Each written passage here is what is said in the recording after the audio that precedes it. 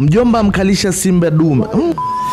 Lakini hii sio kweli. Hii ni AI. Tuna scroll mitandaoni na ni ngumu kujua what's real and what's not. Hizi hapa njia 3 za kujua kama video au picha ni AI au ni kweli. Cha kwanza, sauti. Either zinakuwa kama zimekuwa synthesized au zimepitishwa kwenye filter. Yani kama imechujwa. Wabanapua wananielewa. Cha pili ni texture.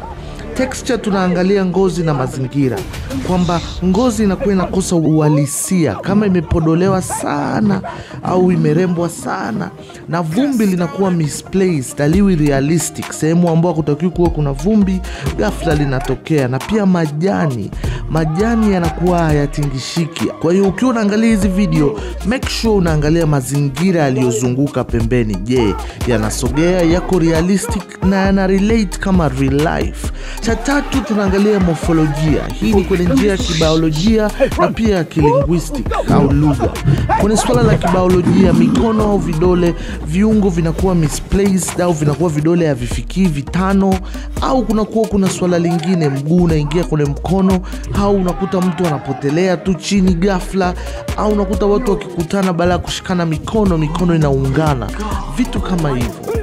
Na kwenye swala la kilinguistic, hapa tunaangalia kwamba watu wanatokewa na simba kama kwenye hizi video hapa, alafu wanavyoongea ni Kiingereza kabisa, lakini pia na kelele zinakuwa misplaced. Alafu Mwafrika gani huyo asimtaje Yesu au mama? Hebu niambie, lazima tungesikia hata Jesus.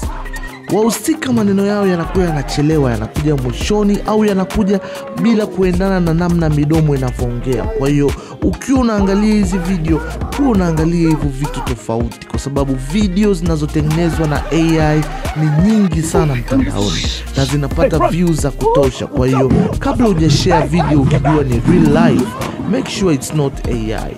Of course teknolojia inakuwa na one day tutashindwa kutofautisha kati ya AI na real life.